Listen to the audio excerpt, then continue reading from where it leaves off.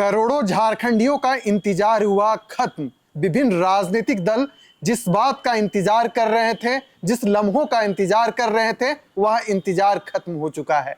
जी हां, झारखंड में विधानसभा चुनाव का बिगुल बज चुका है। 81 विधानसभा सीटों के लिए तारीख का ऐलान हो चुका है, यानी कि चुनाव कब होगा। जी हां, झारखंड में इस बार 2 चरणों में चुनाव होने जा रहा है। भारत के मुख्य निर्वाचन आयुक्त राजीव कुमार ने दिल्ली में प्रेस कॉन्फ्रेंस कर इस बात की जानकारी दी, यानी कि झारखंड में 2 चरणों में चुनाव होगा। पहले चरण के लिए वोटिंग 13 नवंबर को डाला जाएगा, तो वहीं दूसरे चरण के लिए 20 नवंबर को वोटिंग डाला जाएगा और 23 नवंबर के दिन मतगणना होगी। हमारे सहयोगी निरंजन जी इस वक्त हमारे साथ मौजूद हैं। निरंजन जी, कुछ महीने पहले यानी चुनाव आयोग की जो टीम है झारखंड में आई हुई थी, विभिन्न विभागों के साथ बैठकें हुई थी, लेकिन आज जो इंतजार की जो घड़ी है, जो पल है, वह खत्म हो चुका है। यानी कि पहले चरण की जो वोटिंग है 43 विधानसभा सीटों के लिए 13 नवंबर को डाली जाएगी और दूसरा यानी कि दूसरे चरण के लिए 20 नवंबर को 38 सीटों के लिए। क्या कुछ जानकारी है निरंजन जी? विशाल, आज झारखंड के जो लोग हैं, जो आवाम है, राजनीतिक पार्टियां हैं, जो पिछले कई महीनों से इस इंतजार में थे कि कब जो है झारखंड में चुनाव आचार संहिता लगेगा जी, कब राज्य का सबसे लोकतांत्रिक पर्व के मेले में जो है हम लोग जाएंगे। तो आज वह इंतजार जो है खत्म हो गया और आखिरकार चुनाव आयोग का मुहर लग गया। बिल्कुल। और 2019 की विधानसभा की चुनाव हम बात करें तो उस वक्त 4 चरणों में झारखंड में विधानसभा का चुनाव हुआ था जी। और 5 जनवरी तक जो है वर्तमान सरकार का कार्यकाल है। लेकिन इस बार का जो 2024 का विधानसभा चुनाव है वो महाराष्ट्र के साथ साथ झारखंड में भी कराया जा रहा है। बिल्कुल। और कुछ ही घंटों पहले देश के मुख्य जो चुनाव आयोग के जो ये हैं राजीव कुमार, उन्होंने जो है अनाउंसमेंट किया है कि झारखंड में जो है वो 2 चरण में चुनाव होंगे। जैसा कि आपने बताया कि पहले चरण में जो मतदान है वो 13 और दूसरे को जो है 20 नवंबर को जो है वो वोटिंग किया जाएगा और 23 को जो है वो नतीजे आ जाएंगे। तो इस बार जो झारखंड के लोग हैं वो कहीं ना कहीं बहुत जल्द जो है वो चुनाव के मैदान में आगे जाएंगे और चुनावी तैयारियां में जो है राजनीतिक पार्टियां लग गई है। लेकिन सबसे बड़ी बात यह है कि झारखंड की जो राजनीति है वो दूसरे राज्यों की राजनीति की अपेक्षा जो है काफी इतर दिखाई देता है। बिल्कुल। और अगर हम चुनाव आयोग की बात करें तो आप देखिए कि 4 चरणों की जगह पर 2 चरण की छोटी जो है यहाँ पर चुनाव करा दी गई है। बिल्कुल। एक में 44 है, दूसरा में 37-38 जो बच रहा है वो 2 चरणों में है, वो चुनाव हो जाएगा। पिछली बार 29 दिसंबर को मुख्यमंत्री जो है वो शपथ ग्रहण लिए थे। इस बार पहले अगर चुनाव हो रहा है तो जिसकी भी सरकार बनेगी वो आने की नवंबर में ही जो है वो शपथ ग्रहण ले लेंगे। विशाल, हम आपको बताना चाहेंगे कि देखिए झारखंड में जो है वो 81 विधानसभा सीट है और 81 विधानसभा सीटों में से जो है वो 28 अनुसूचित जनजाति आरक्षित सीटें हैं, 9 अनुसूचित जाति आरक्षित सीटें हैं और 44 जो है वो सामान्य जो है वो सीटें हैं। तो कहीं ना कहीं इसको लेकर के जो है राजनीतिक पार्टियां तैयारी होगी और आप देखिए कि 18 अक्टूबर को जो है वो नोटिफिकेशन बकायदा जारी हो जाएगा कि कब आगे की जो प्रक्रिया है वो कैसे क्या किया जाएगा।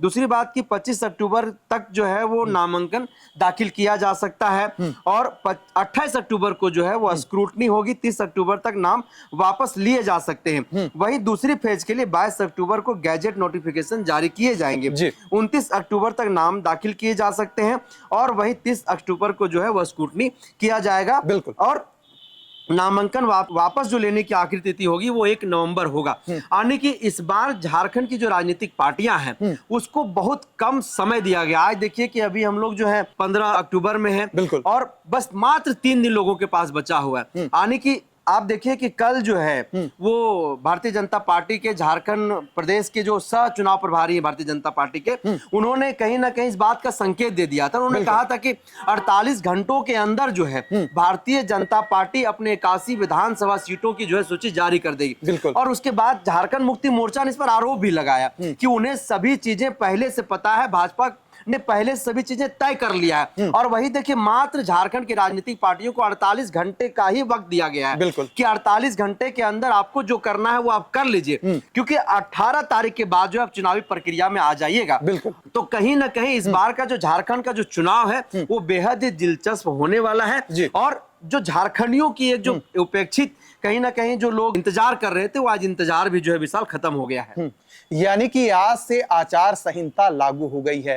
हेमंत सरकार आज से जनहित में कोई भी फैसला नहीं ले पाएगी। जो मंत्री हैं, जो विधायक हैं, वह सरकारी सुविधाओं का लाभ नहीं ले पाएंगे, क्योंकि आज से आचार संहिता लागू हो गई है। जो भी पावर है वह चुनाव आयोग के हाथ में चला गया है। कहां पर किसे ट्रांसफर किया जाएगा, कहां पर पोस्टिंग की जाएगी, कहां पर सुरक्षा बलों को तैनात किया जाना है, इन सब से जुड़ा हुआ फैसला कौन लेगा? तो वह चुनाव आयोग लेगा। लंबे समय से इंतजार किया जा रहा था। सभी राजनीतिक दल इस बात की चर्चा कर रहे थे कि जल्द ही झारखंड में विधानसभा चुनाव की तारीख का ऐलान हो जाएगा। इसके बाद हम लोग सभी जो राजनीतिक दल हैं अपने उम्मीदवारों की घोषणा करेंगे। लेकिन देखिए, चुनाव आयोग का जो फैसला है वह आ चुका है। ऐसे में झारखंड के लोगों का इंतजार है कि कब भारतीय जनता पार्टी अपने उम्मीदवारों की घोषणा करती है, तो वहीं झारखंड मुक्ति मोर्चा अपने उम्मीदवारों की घोषणा करेगी। लेकिन दिलचस्प बात यह है कि अभी भी एनडीए खेमे में सीट बंटवारे को लेकर बात नहीं बन पाई है। वहीं पर अगर हम इंडिया गठबंधन की बात करें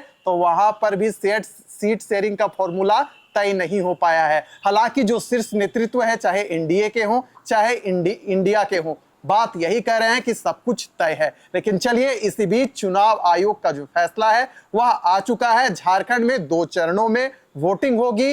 पहला 13 नवंबर को, तो दूसरा 20 नवंबर को। 23 को मतगणना है, यानी 23 को यह डिसाइड हो जाएगा 23 नवंबर को कि झारखंड का जो ताज है किसके सर सजने वाला है। निरंजन जी, कोई ऐसी जानकारी जो आप देना चाहते हो? चुनाव आयोग क्योंकि प्रेस कॉन्फ्रेंस दिल्ली में हो चुका है, कोई ऐसी जानकारी जो हमारे दर्शकों के लिए छूट रहा हो जिसे आप साझा करना चाहेंगे? बिल्कुल विशाल, देखिए विशाल, इस बार जो है 29,000 बूथों पर वोट डाले जाएंगे, जिसमें 2.6 करोड़ जो है वो मतदाता होंगे जी। और 2.6 करोड़ जो मतदाता झारखंड के हैं, उसमें से 70% के आसपास में जो मतदाता है वो युवा है। बिल्कुल। तो कहीं ना कहीं इस बार युवा जो है वो अपने पसंद के मुख्यमंत्री चुनेंगे, अपनी पसंद की सरकार चुनेंगे। उनके भविष्य की बात कौन करेगा, वैसी वो नेता चुनने का काम करेंगे। ये बेहद ही दिलचस्प बात है। 29,562 जो बूथ है झारखंड प्रदेश में, उन बूथों पर जो है इस बार मतदान होने वाला है। 5,042 शहरी बूथ हैं, तो वही ग्रामीण क्षेत्र में 24,520 बूथ होंगी। बिल्कुल। एक बूथ पर औसतन 881 वोटर जो है वो मताधिकार का इस्तेमाल करेंगे। 1,271 बूथों का प्रबंधन महिलाओं के हाथों में होगा। बिल्कुल। पिछले चुनाव की अगर हम बात करें विशाल, तो इंडिया गठबंधन के पास 47 सीटें थी। अब इस विधानसभा के चुनाव में झारखंड का जो वर्तमान जो इंडिया गठबंधन की सरकार है, 5 वर्ष का कार्यकाल उनका कैसा रहा है, और जो 70% के आसपास जो युवा मतदाता है जो इस बार अपनी सरकार चुनेंगे, अपना नेता चुनेंगे, अपना मुख्यमंत्री चुनेंगे, वो इस वर्तमान सरकार से कितना संतुष्ट है, यह देखने वाली बात होगी। और लगातार इसकी राजनीतिक पंडित जो है वो चर्चा कर रहे हैं। जैसे ही चुनाव आचार संहिता की घोषणा हुई तो झारखंड की राजनीति में एक बात को लेकर के चर्चा होने लगा है कि इस बार 23 नवंबर के बाद किसके माथे पर जो है वो तिलक लगेगा और किसके माथे पर जो है वो ताज सजेगा। क्योंकि युवा मतदाता जो है इस बार झारखंड के आप देखिए कि काफी निराश है, काफी नाराज है वर्तमान सरकार से। हालांकि उन्होंने कुछ काम किया है, लेकिन जो युवा मतदाता है वो अपने हिसाब से अपने विकास को लेकर के, अपने उत्थान और अपने भविष्य के लिए जो है वो सरकार चुनेंगे विशाल। तो चलिए, इस बार झारखंड में किसकी सरकार बनने वाली है 23 नवंबर को इस बात का पता चल जाएगा। जो जानकारी थी चुनाव आयोग से रिलेटेड, झारखंड विधानसभा चुनाव से रिलेटेड, हमने आप तक पहुंचाने का काम किया।